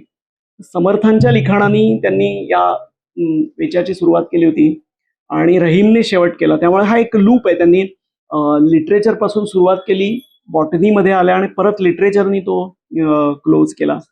आणि टेक्निकल डिटेल्स आहेत सगळ्या लेखात. वूड डेन्सिटी, वूड केमिस्ट्री बद्दल बोलल्यात, हॅबिटॅट बद्दल बोलल्यात, फिजिओलॉजी बद्दल बोलल्यात, हार्वेस्ट डिटेल्स बद्दल बोलल्यात. पण काही असं आपल्याला वाटत नाही की यात काही शास्त्रीय माहिती अशी खचून भरलेली आहे. त्यामुळं अशी वाक्य लिहायची, फॅक्ट्सच्या पाठोपाठ एक फॅक्ट्स लिहायच्या आणि त्या काहीतरी शब्द चांगले वापरून डेकोरेट करायच्या, असं काही लिखाण नाहीये. याच्यात एक इतकी सुंदर लय आहे की मी म्हणतो ही कविताच आहे हा लेख म्हणजे त्यांचा. आणि त्यामुळं 1993 सालचा हा लेख आहे आणि त्या काळात मी तेच म्हणत असतो की 90च्या दशकातील लिखाणाच्या ज्यांनी लिहिलं वनस्पतीशास्त्रात किंवा कुठल्याही भाषेत आज आम्हाला AI चॅट जीपीटी किंवा काय क्लॉड वापरून पाहिजे ते रेफरन्सेस एकत्र करता येतात आणि सगळ्या गोष्टी मिळतात. तर त्यावेळी एखाद्या गोष्टीविषयी चंद्राची माहिती जमा करायची असेल तर किती संदर्भ वाचावे लागत असतील, ते लक्षात ठेवावे लागत असतील, त्याच्यातून गोष्टी उचलून घ्याव्या लागतील. सावध ते शोधावे, शोधोनी अचूक वेचावे, वेचोनी उपयोगावे, ज्ञान काही असं समर्थच प्रत्यक्ष म्हणतात की तुम्हाला उपयोजन असलं पाहिजे. तर ते उपयोजन कसं करायचं, रेफरन्स कसे शोधायचे, हे मोती जमवायत असे त्यांनी संदर्भ जमवले असणार त्या काळात आणि हे सगळं लिखाण केलेलं आहे. आणि अनेकदा लेखकांसाठी हे एक मोठं कौशल्य असतं की सारखे प्रयोग करत राहावे लागतात, नाहीतर आपलं एक काहीतरी ऑटो पायलट मोडला गाडी टाकली आणि लिहित गेलं असं काही होता येत नाही. सो प्रयोग केला तरी प्रयोग केलाय असं वाटलं नाही पाहिजे वाचकाला, हे खरं लेखकाचं एक मोठं वैशिष्ट्य आहे. तर त्यांचा पुढचा लेख वृक्षवैभव नावाच्या पुस्तकातला मी वाचतो, गगनजाई. ह्या शर्विलक चंदनाविषयी फक्त मी ठरवलं होतं की त्यातल्या मला जाणवणाऱ्या गोष्टी उलगडून सांगायच्या. आता आपण असं न करता थेट मी सगळा लेख वाचीन आणि तुमच्या लक्षात येईल की काय त्याची शैली आहे. आणि मी मगाशी जे मुद्दे सांगितले ते तुम्ही लक्षात ठेवा. त्यांची ओघवती सोपी सहज भाषा, पण शब्द चमत्कृती कशा येतात, 2 प्रकारच्या व्होकॅबलरी ज्या आहेत त्या कशा एकत्र नांदतात. मोठ्यानी लिहायचं असेल तर वाक्य छोटी आहेत, संस्कृत साहित्य लिहायचं असेल तर वाक्य मोठी आहेत. कारण संस्कृत शब्द तुम्हाला वापरायचे तर त्याला कोंदण हवंय ना चांगल्या शब्दांचं, ते असे तुकड्याने तोडून देण्यासारखं नाहीये. हे कॉन्शियसली सबकॉन्शियसली केलेले सगळे प्रयत्न आहेत लिखाणातले आणि त्यांनी ते कसे साधले. हा पुढचा लेख त्यांचा गगनजाई म्हणजे आकाशनीम जो वृक्ष आहे त्याच्यावरचा आहे. इवलेसे रोप लावियले दारी, तयाचा वेलू गेला गगनावरी, हे ज्ञानेशांनी केलेलं वर्णन मोगऱ्याचं आहे. मोगरा आकाशाकडे झेप घेईल पण गगनाला भिडण्याचा त्याचा जीव नाही. गगनजाई जर माऊलींना माहिती असती तर त्यांनी मोगऱ्याऐवजी गगनजाईलाच आपलेसे केले असते. हस्ताच्या सरत्या पावसाची सर येऊन जाते. हस्ताच्या सरत्या पावसाची सर येऊन जाते. आकाशात घननीळ मेघ दाटलेले असतात. या पार्श्वभूमीवर गगनजाईचा वृक्ष मोठ्या दिमाखात उठून दिसतो. गडद हिरवा पर्णसांभार आणि त्यातून प्रकटलेली असंख्य शुभ्रधवल फुलं आणि त्याच्या मागचा ढगांचा कॅनव्हास, यातला कोड कोणाला अधिक शोभिवंत करतं ठरवणं तसं कठीण आहे. गगनजाई किंवा आकाशसीम हा तसे पाहिले तर आपल्याला परकाच आहे. तो इथे या भूमीत कधी येऊन रुजला हेही आता सापडणे कठीण, पण इथल्या मातीशी तो एकरूप झालाय हे मात्र निश्चित.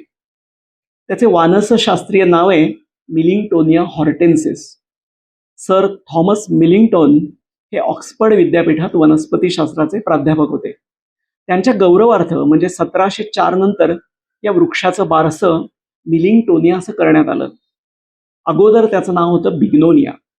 हॉर्टेन्सिस या विशेषणाचा अर्थ बागेतील शोभिवंत वृक्ष. हा मूळचा ब्रह्मदेश किंवा रशियाचा रहिवासी असावा. अगदी सरळ रेषेत आकाशाकडे धाव घेणारे खोड आणि त्यावरच्या खाली लवलेल्या फांद्या, त्यामुळे हा वृक्ष डेरेदार होत नाही. तर याची बाह्याकृती काहीशी दंडगोलाकार भासते. साल किंचित पिवळट राखाडी, उभ्या भेगा असलेली, काहीशी खडबडीत असते. पाने आकाराने बरीच मोठी, संयुक्त प्रकारची आणि द्विपिच्छाकृती असतात. रंग गडद, काहीसा काळपट हिरवा असतो. काही वेळा किंचित गडद शिरा उठावदारपणे दिसून येतात. आकाशनिंबाची पाने गळतात पण हळूहळू. एकदम संपूर्ण पानगळ होऊन तो उघडा बोडका कधीच होत नाही. त्यामुळे सामान्यतः त्याची गणना सदाहरित वृक्षातच होते. जानेवारी ते मार्चच्या दरम्यान पानगळ होते तशीच यावेळी नवी पालवीही फुटते. शरद ऋतूत पावसाळ्याच्या अखेरीस आकाशनिंब फुलतो. हा हा म्हणता फुलांनी पाननपान डवरते. शारदीय रात्रीत हा फुलोरा अतिशय उठावदार दिसतो. मात्र फुलांचं आयुष्य केवळ 1 दिवसाचं. त्यामुळं तरुतळी पांढरा शुभ्र सुगंधी गालीचा कायमच पसरलेला दिसतो. फुलाला अतिशय बारीक हिरव्या रंगाची 5 निदले असतात. 5 पाकळ्यांची प्रथम लांबच लांब नलिका असलेली ही निदले कळ्यांची तोंडे उघडली की त्यातले पुंकेसर स्पष्ट होतात. त्यांच्या छोट्या 2 कमानी पाकळ्यांसारख्या तोंडाशी अंगाला उभारलेल्या असतात. स्त्रीकेसर एका स्त्रावग्रंथीवर विराजमान झालेला असतो. पश्चिम भारतात हा वृक्ष फुलतो पण फळत नाही, त्यामुळे याची फळे सहसा बघण्यात नाहीत. पण ही फळे स्फुटनशील असतात. लांबट आकाराच्या शेंगेसारखी चपटी फळे दोन्ही टोकांना निमुळती असून बिया चपट्या पंखधारी असतात. फळे आणि बीजधारणा क्वचितच होत असल्यामुळे मुळांपासून येणारे फुटवे उर्फ पिल्ले लागवडीसाठी वापरतात. छाट कलमाद्वारेही लागवड होऊ शकते. कोरड्या हवामानात आकाशनिंब वाढतो, पण थोडीशी दमट हवा अधिक चांगली. हा वृक्ष अगदी सरळ वाढत असल्यामुळे रस्त्यांच्या दुतर्फा त्याची लागवड करतात. गडद हिरवा पर्णसांभार आणि सुगंधी पांढरी फुले, त्यामुळे शोभायमान वृक्षाच्या यादीत याला अग्रक्रम आहे. याची वाढही जोमाने होते. मात्र याचे लाकूड तसे ठिसूळ असते. वारा पावसाच्या माऱ्याला तोंड देऊ शकत नाही. झाडाच्या सालीच्या ढलप्या निघतात, त्यापासून दुय्यम दर्जाची बुचे तयार करता येतात. हलक्या प्रतीचे फर्निचर लाकडापासून बनते. राहून राहून एक प्रश्न उरतो. गगनजाईला असंख्य फुले येतात, ती सुगंधी असतात. आजपर्यंत त्यापासून अत्तर काढण्याचे प्रयोग का झाले नाहीत? हा प्रश्न तुमच्या आमच्यासाठी. खरोखर फळाचीही अपेक्षा नसताना गगनजाई फुलत असते. प्रतिवर्षी फुलणारे सुगंधाचा वर्षाव, एवढंच तिचं काम.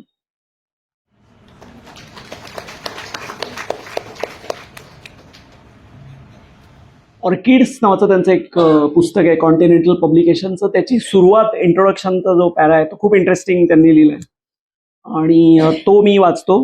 ऑर्किड्सची तोंडोळख असं या लेखाचं नाव आहे. लहानपणी हिमगौरी आणि सातबुक्के ही परिकथा वाचली होती. सौंदर्य म्हणजे काय हे नेमकं न कळायच्या वयात वनस्पती शास्त्राचा, विशेषतः पुष्पवंत वनस्पतींचा अभ्यास सुरू केला आणि पदोपदी सौंदर्याचा साक्षात्कार झाला. ऑर्किडची फुलं पाहिली तेव्हा हिमगौरीची गोष्ट पुन्हा एकदा आठवली.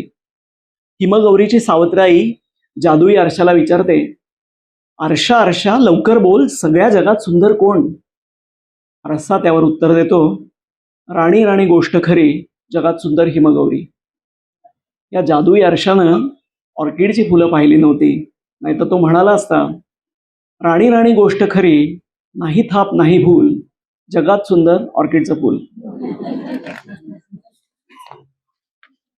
आपल्याकडं सर्वसाधारणपणे सामान्य जनांना मुळात रानफुलांचीच ओळख नसते. मग ऑर्किडची गोष्ट सोडाच, आता कुठे ऑर्किड धारण करणाऱ्या वस्तू दिसू लागल्यात. श्री विठ्ठल कामतांचं इडली ऑर्किड आणि मी हे लेखन प्रसिद्ध झालंय. आता लक्स ऑर्किड नावाचा साबणही बाजारात आलाय. तरी सुद्धा ऑर्किडची फुलं कोणती हा प्रश्न असतोच. केवळ उन्हाळक्या करत रानावानात स्वच्छंद भटकणाऱ्या लोकांना या आरसपानी सौंदर्याचं दर्शन घडू शकतं. श्री विजय तेंडुलकरांनी शेरले अरोरा नावाच्या एका केरळी लेखिकेच्या दीर्घकथेचं रानफूल नावाचे अप्रतिम भाषांतर केलंय. ही दीर्घकथा ऑर्किड संदर्भातली आहे. पण एकूण स्थिती ऑर्किड म्हणजे काय हा संभ्रम. आताशीच काही ऑर्किडला राज्यतुल्य प्रासादात जागा मिळू लागली आहे.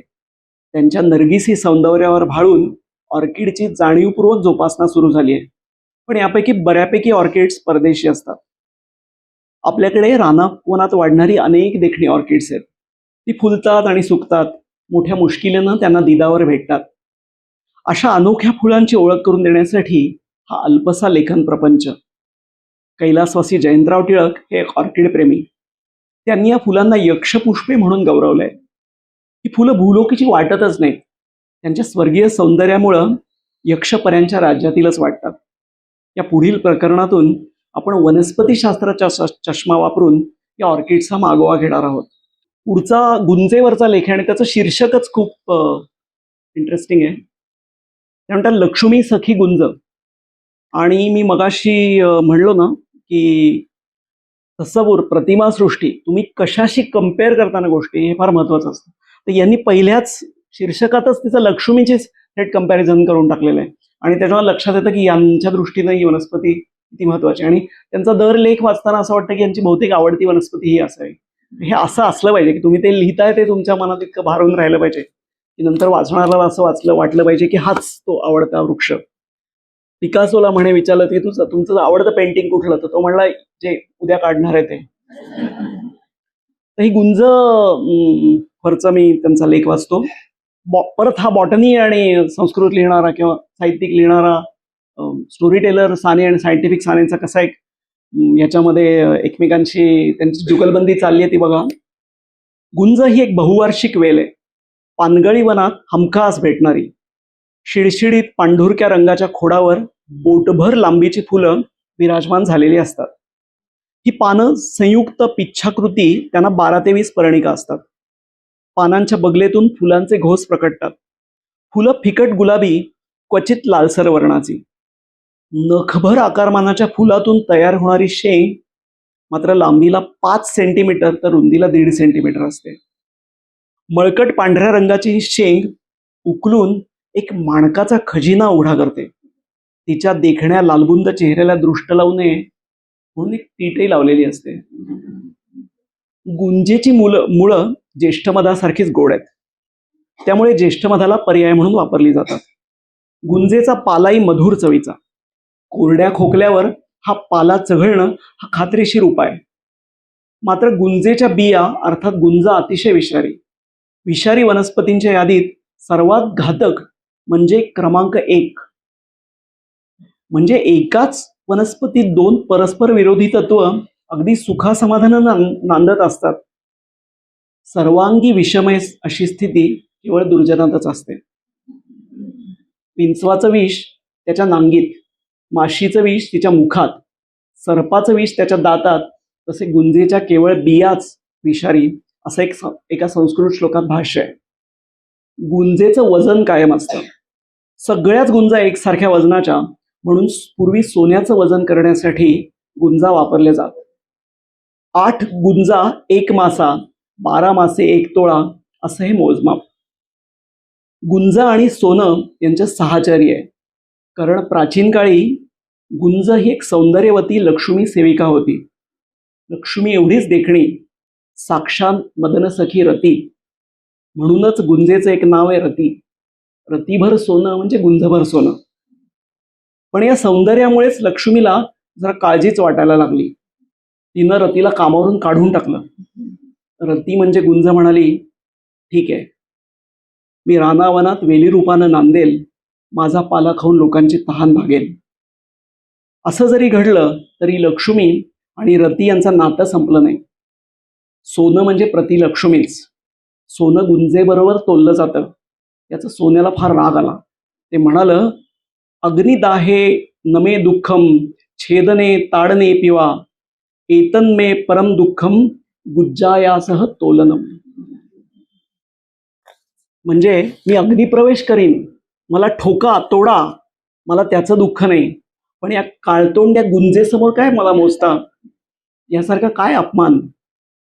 संत कबीरांनी रचलेला गुंज आणि सोनं हा संवाद यावर कडी आहे. सोना कहे सुनार को ऊंचा मेरा मोल, सोना कहे सुनार को ऊंचा मेरा मोल, काली मुह गुंज को मेरे संग मत तोल. यावर गुंजेचा जबाब काय आहे? गूंज कहे सुनार को लालो लाल मेरा रंग, मुंह हुआ मेरा काला जब सोना तोला मेरे संग. गुंजेचा मान फार मोठा. प्राचीन काळीही खास नजराणा द्यायची पद्धत होती. चिरी मिरी द्यावी लागेल. असं म्हणलं जाई की मिरी म्हणजे एक मसाल्याचा पदार्थ, तर चिरी म्हणजे गुंज. कोणे एकेकाळी काळ्या मिरीचा चलन म्हणून वापर होता. कोणतेही खरेदी दंड कर हे मिरीच्या स्वरूपात चालत. मिरी हे नाणं होतं, तर चिरी अर्थात गुंज हे सोनं. असं हे बहुमोल सोनं नाणं म्हणजे चिरी मिरी.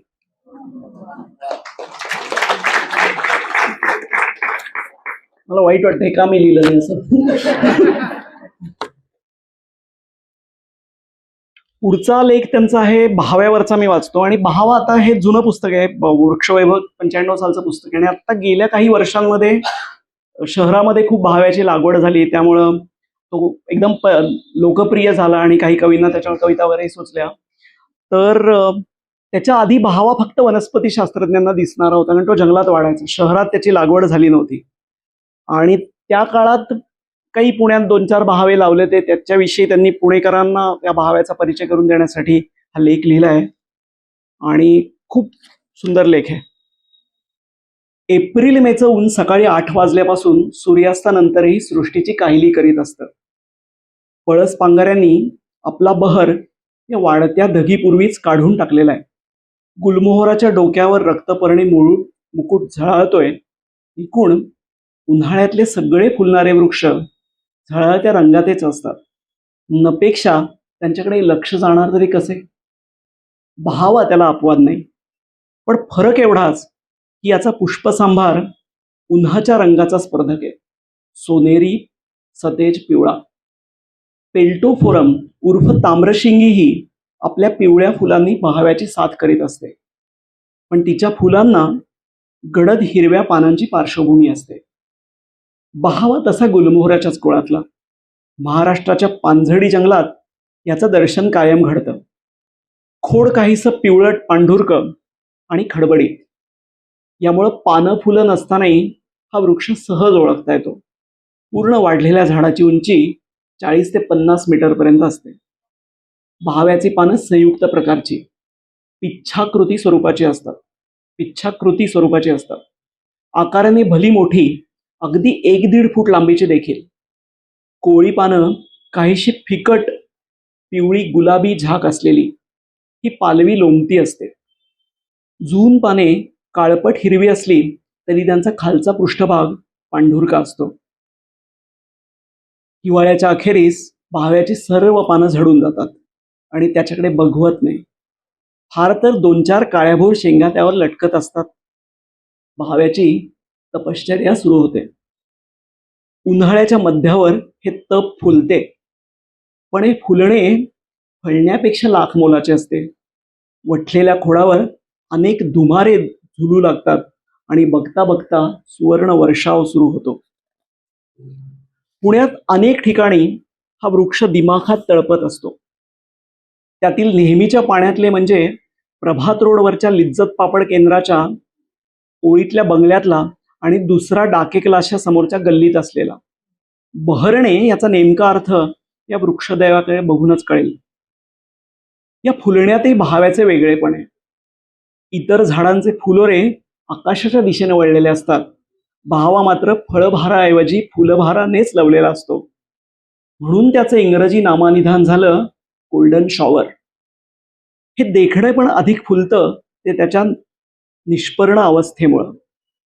निसर्ग नियमानुसार वैभवाला उतरती कळा लागते. फुलोरा गळून पडतो, पण या दुःखावर हुंकर घालायला नवी पालवी असते. आता बारक्या बारक्या शेंगाही पानातून डोकावू लागतात. पूर्ण वाढलेल्या शेंगा बासरीसारख्या लांबलचक काळपट तपकिरी असतात. शेंगात गर असतो. बी आणि गर यांचे एकमेकावर थर असतात. माकडांना हा गर फार आवडतो, पण तो अतिशय सारक आहे. आपल्यासाठी हा सारक गुणधर्म उपयुक्त आहेच. याशिवाय या गराच्या काढ्याच्या गुळण्या घशाच्या आणि टॉन्सिलच्या विकारावर उपाय आहे.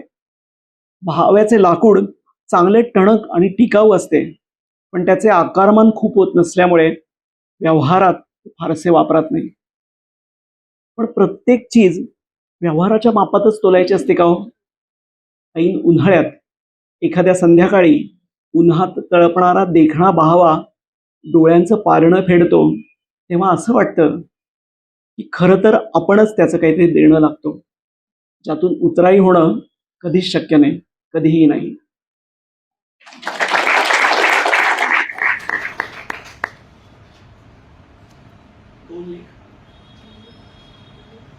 व्यवहाराचं त्यांना एक खूप होतं की ते व्यवहाराविषयी लिहायच्या प्रत्येक लेखात की तुम्ही फक्त त्याचे उपयुक्त मूल्य बघू नका.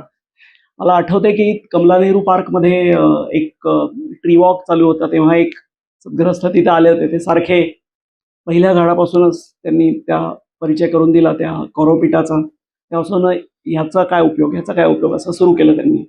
शेवटी त्यांनी एका झाडाचं विचारल्यावर शेवटी मॅडमनी खूप छान वर्णन करून सांगितलं आणि त्यांच्या खास शैलीमध्ये. तेव्हा ते परत येरू जे होते ते त्यांना म्हणाले ह्याचा उपयोग काय, त्यांना म्हणाले तुमचा उपयोग काय.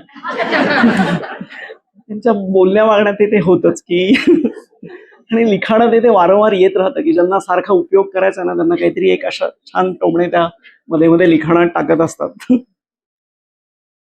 त्यांचे दोन फार चांगली पुस्तकं आहेत. त्यातलं कमळ नावाचं त्यांचं पुस्तक आहे. आणि देगलूरकर सर स्वतः म्हणतात की वनस्पतीशास्त्र आणि पुरातत्वशास्त्राचा उत्तम संगम असलेलं हे कमळाचं पुस्तक आहे. तर त्यात कमळ आणि तत्वज्ञान नावाचा एक त्याच्यातला धडा आहे, चॅप्टर आहे. त्याच्यातलं मी थोडंसं वाचतो. पद्मकमळात उच्च प्रतीचे पराकोटीचे गुणधर्म अनुभवता येतात. या लिखाणात वनस्पतीशास्त्रीय वर्णन नाही आहे कुठं, पण त्या कसं कमळाकडे बघतात आणि या पुस्तकामागची फिलॉसॉफी काय थोडक्यात त्यांनी या लेखात सांगितलेली आहे. पद्मकमळात उच्च प्रतीचे पराकोटीचे गुणधर्म अनुभवता येतात. भारतीय जीवनात त्यामुळे पद्माला अद्वितीय स्थान प्राप्त झाले आहे. पद्मकमळाच्या संपूर्ण जीवन कथेत अनेक वस्तुपाठ जाणवतात. पद्मकमळ पाण्यात तळातील चिखलात रुजतं. वरच्या पाण्यातून वाट काढत पानं आणि फुलं पाण्याच्या पातळीवर जवळजवळ 20 सेंटीमीटर उभी राहतात. पाण्यात राहून पाण्याशीच वैर असंच म्हणावं लागेल, कारण पानांना आणि फुलांना पाण्याचा स्पर्शही होत नाही. उलट पक्षी पाण्याचा थेंब तयार होतो, त्याला मोत्याचं मोहक रूप मिळतं. माणसानं संसारात कसं राहावं यासाठी हे प्रारूप. परिस्थिती प्रतिकूल असली तरी त्याच्याशी 2 हात करायचे आणि त्यातून बाहेर पडायचं. विपरीत परिस्थितीचा परिणाम होऊ न देता स्वतःची उन्नती साधायची, हा विचार महत्वाचा. पद्मपुष्प उमलत असताना एक एक पाकळी विलग होत जाते. अखेरीस फुलाचा पूर्णाविष्कार घडतो. माणसानं आयुष्यात अनेक अंगाने विकसित होत जावं, जीवनाचा प्रत्येक पैलू प्रकट व्हावा, म्हणून कमळाचा आदर्श. पद्मपुष्प सूर्योदयाला उमलतं, संध्याकाळी मिटतं, पाण्याखाली जातं. दुसऱ्या दिवशी सूर्योदयाला पुन्हा डोकं वर काढतं आणि फुलतं. हा क्रम 3-4 दिवस चालतो. 3-4 दिवसच का? कारण फुलाचं आयुष्य तेवढंच. ते 4 दिवस त्याची आनंद यात्रा असते. म्हणून संतश्रेष्ठ तुकाराम महाराज म्हणतात त्याप्रमाणे कमळासारखाच आपलाही नित्य नवा दिवस जागृतीचा का असू नये. कमळाची मुळं आणि कंद जमिनीत पाण्याखाली वाढतात. पृथ्वी तत्वाच्या आधारानं कमळाची पानं आणि नंतर फुलं पाण्यातून वाढत असतात. या जलतत्वाबरोबरच्या पाण्यात विरघळलेला प्राणवायू त्यांना पोचतो. पानं आणि फुलं दोन्हीही पाण्याच्या पृष्ठभागाकडे धाव घेतात. ती सूर्याच्या तेजाकडे धाव असते. फुलांचा हा प्रवास म्हणजे भौतिक जीवनापासून मुक्त होऊन परतत्वाचा घेतलेला ध्यास आहे, जीवाशिवाच्या भेटीसाठी. पद्म म्हणजे दीर्घायुष्याचं प्रतीक. 2000 वर्षापूर्वीच्या कमळाच्या बिया रुजतात, हा त्याच्या दीर्घायुष्याचा पुरावा आहे. त्या नुसत्याच रुजल्यात असं नाही, तर त्यांना फुलंही आली. हे कमळाच्या निकोप वृत्तीचं द्योतक, जीवनाच्या विजिगीषू वृत्तीचं चिन्ह. पद्मकमळाला अशुद्धतेचा स्पर्शही होत नाही. तुमचा मानसिक तोल साधण्यासाठी, बुद्धीचे मालिन्य धुवून टाकण्यासाठी एक संस्मरणीय प्रतिमा. लक्ष्मी पद्मजा तर सरस्वती पद्मासना, तेव्हा या दोघींचा वरदहस्त म्हणजे कमलोपासना. कमळाचं एकूणातच स्थान यासम हे असेच आहे. रात्री हे फुल मिटतं. नुसतं मिटतं असं नाही, तर पाण्याखाली जातं. उषतकाली पुन्हा एकदा पाण्याबाहेर डोकावतं आणि फुलतं. चिखलात उगूनही ते शुद्धच राहतं. स्वतःला चिखलाचा स्पर्श होऊ देत नाही, चिखलापासून अलिप्तच राहतं. मनाची आणि हृदयाची शुद्धता याचं प्रतीक म्हणजे कमळ. कदाचित कमळ हे जगातलं सर्वात प्राचीन फुले असू शकेल. या सर्वच गुणांमुळं कमलपुष्पाला धर्म आणि तत्वज्ञानात सर्वोच्च स्थान आहे. केवळ भारतीय तत्वज्ञान नव्हे, तर वैश्विक पातळीवरही हे स्थान अबाधित अचल आहे. सर्व संस्कृतींनी कमळाचं हे स्थान मान्य केलेलं आहे.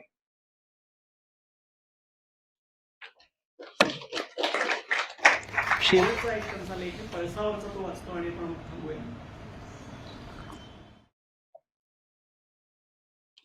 वनज्योत पळस म्हणजे फ्लेम ऑफ द फॉरेस्ट वगैरे इंग्रजीत म्हणतात. त्याचं इतकं छान शीर्षक त्यावरून केलेलं आहे त्यांनी. वनज्योत म्हणजे जंगलातली ज्योत आहे अशी.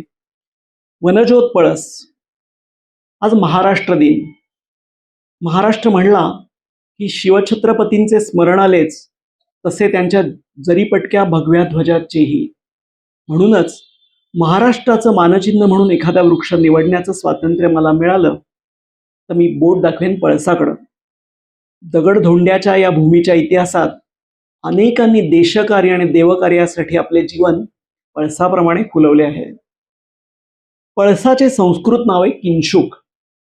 याची आरक्त वर्णी काहीशी भगवी आणि पोपटाच्या चोचीसारखी किंचित बाकदार फुलं पाहून कोणी प्रतिभावान उद्गारला, अरे हा तर पोपटच.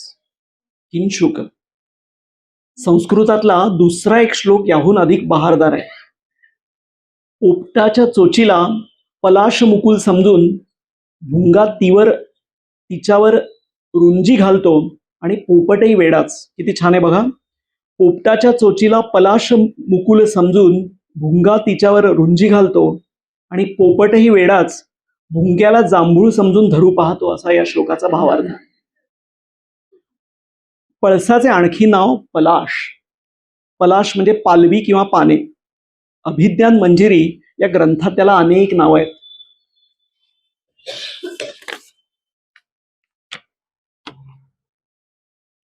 कौशिक सूत्रे या वेदवाङ्मयाशी निगडीत ग्रंथात त्याचा उल्लेख आहे याज्ञिक म्हणून. कारण पळसाच्या बारीक फांद्या यज्ञात समिधा म्हणून वापरल्या जातात. हिंदू देवतांमधील ब्रह्मा विष्णू महेश या त्रिदेवांची सांगड पळसाच्या पानांची घातली जाते. पळसाला पाने तीन हा वाक्प्रचार म्हणून ठीक आहे, तर वनस्पतीशास्त्रीय दृष्टिकोनातून ही तीन वेगळी पाने नसतात, तर एकाच संयुक्त पानाचे तीन दले किंवा पर्णिका असतात. त्यातील मधली पर्णिका म्हणजे विष्णू. तिच्या उजव्या पर्णिकेला शिव तर डावीला ब्रह्मा समजतात. अजून एका पुराण कथेनुसार पार्वतीच्या शापानं ब्रह्मा पळस, विष्णू अश्वत्थ आणि रुद्र वड झाला, म्हणून पळस ब्रह्मतेजाचे प्रतिरूप मानला जातो. व्रतबंध विधीत बटूच्या हातात पलाशदंड दिला जातो, तो ब्रह्मतेजाची दीक्षा म्हणून. पळस केवळ हिंदू धर्माशीच निगडीत नाही, बौद्ध धर्मातही त्याला पवित्र समजतात. लुंबिनी वनात माता मायादेवीने पलाश वृक्षाला स्पर्श केला आणि थोड्याच वेळात सिद्धार्थाचा जन्म झाला. आणखीन एक आर्यकथा पळसाच्या उत्पत्तीपर्यंत पोहोचते. सोमवल्ली ही चंद्राच्या आधिपत्याखाली. चंद्राला सोमरसाचा ठेवा हवा होता, तो कायम स्वरूपाचा. पण चंद्र सोमवल्ली देईना. मुंजवत पर्वतावर त्याने ती पहाऱ्यात ठेवली. मग इंद्राच्या सांगण्यावरून गायत्रीने गरुडाचे रूप धारण केले. पहारा चुकून सोमलता तोडली आणि स्वर्गाकडे झेप घेतली. इतक्यात एका सैनिकाचे तिच्याकडे लक्ष गेले आणि त्याने बाण सोडला. गायत्रीला तो लागला आणि तिचे पीस गळून पृथ्वीवर पडले. त्यातून पळसाचा जन्म झाला, पण इंद्राचे काम झाले. तर असा हा पळस. पळसगाव, पळशी, पलासिया, पळसदरी अशा ग्रामनामांनाही तो कारणीभूत आहे. प्लासी या गावाने भारतीय इतिहासाला वेगळं वळण दिलं. 1757 मध्ये बंगालमधील या गावाजवळ सिराज उद्दौला आणि इंग्रज यांची लढाई होऊन त्यात इंग्रज यशस्वी झाले. त्यांचे पाय पक्के भारतात उजरे. प्लासी म्हणजे पलासी. या गावाच्या आसपास पळसवने होती, म्हणून हे नाव. पानगळी जंगलात आढळणाऱ्या वृक्षात पळस एक प्रमुख वृक्ष आहे. भारतात, विशेषतः मध्य भारतात आणि ब्रह्मदेशातही तो सापडतो. पांगारा, करंज, शिसव, पळस हे सर्व एकाच कुळातले म्हणजे शिंबीवर्गीय. पळसाचे शास्त्रीय नाव आहे ब्युटिया फ्रॉन्डोसा. खोड अतिशय वेडेवाकडे वाढते. साल राखी रंगाची आणि भेगाळलेली असते. त्रिदली पानांचे झुपके फांद्याच्या टोकाशी असतात. पर्णिका आकाराने भरपूर मोठ्या जाडसर असतात. जानेवारीपासून फेब्रुवारीच्या मध्यापर्यंत पाने गळून हा उघडा बोडका होतो. घाटमाथा आणि पठारी प्रदेश उदासवाणे होतात. अगदी थोड्या कालावधीत हे चित्र पलटून जाते. पळसाच्या जीवनाची नवी पहाट फुलते. बघता बघता सर्वांगावर भगवा साज चढतो. ऋतुसंहारात कवी कुलगुरू त्याला नववधूच्या आरक्त वस्त्राची उपमा देतात. पण या फुलांना वास अजिबात नसतो. तर अनेक पळस बहरले की जंगलात वणवा पेटल्याचा भास होतो. म्हणूनच पळसाचा गौरव झाला फ्लेम ऑफ द फॉरेस्ट किंवा वनज्योत. हळूहळू हे वैभव उतरणीला लागतं आणि मागे उरतात फक्त त्याच्या पाऊलखुणा, पळस पापड्या, चपट्या काहीशा हिरवट पांढऱ्या रंगाच्या शेंगा. प्रत्येक शेंगेच्या टोकाशी फक्त एकच बी असते, बाकीचा असतो शेंगेचा पंख. पण एकूण पंख असला तरी उडणे फारसे नाहीच. पळसाबरोबरच पालवी फुटते. पळसाच्या फुलापासून भगवा रंग काढतात. रंग पक्का नसला तरी ती वस्त्रे रंगवण्यासाठी तो वापरतात. खोडांपासून डिंक काढतात, त्याला बंगाल किनो म्हणतात. गुलाल तयार करण्यासाठी हा अतिशय योग्य. पानापासून द्रोण पत्रावळी करतात. पळसाचे लाकूड अतिशय हलके, चांगल्या कमी पाण्यातही तग धरते, म्हणूनच होड्या करण्यासाठी ते उपयुक्त असते. नव्या कोंबांची मुद्दाम वाढ करून त्यावर लाखेचे किडे पोसतात. आयुर्वेदात पळसाचे बी कृमिशानक म्हणून सांगितले आहे. फुलांचा चहा मूत्रल म्हणून देतात. बारीक काटक्या दात घासण्यासाठी चांगल्या असे स्मृतिसार ग्रंथात म्हणले. पुण्यात पळस पाहिलात? निवारा संस्थेच्या आवारात एक छान पळस आहे.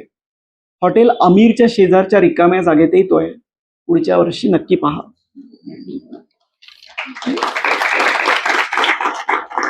मगाशी म्हणून मी म्हणलो तसं ह्या सगळ्या गोष्टी ज्या शैलीतल्या आपण बोललो आधी की व्होकॅब्युलरी कुठली वापरायची, वनस्पतीशास्त्रीय का संस्कृत, सेंटेन्स कन्स्ट्रक्शन कसं करायचं, त्यांची प्रतिमा सृष्टी कशी आहे, ती सुरुवात कशी करतात, शेवट कसे करतात, साऊंड आणि रिधम शब्दांमध्ये वाक्यांमध्ये कसं आहे, हे अगदी आमच्यासाठी नवीन जे लेखक आहेत त्यांच्यासाठी अगदी आवर्जून अभ्यासण्याजोगं आहे. तर मी प्रयत्न केला की मॅडमच्या लिखाणात मी अनेक वर्ष वाचतोय, पण या निमित्तानं परत एकदा सगळी पुस्तकं वाचली आणि मग त्यातले मला आवडणारे पॅसेजेस, धडे, लेख निवडले आणि हे तुमच्यासमोर सादर करण्याचा प्रयत्न केला. साने मॅडम आज इथं असत्या खात्रीनं तर त्या मला म्हणल्या असत्या, दातार तुम्हाला काय माझी शैली अजिबात कळलेली नाहीये. धन्यवाद.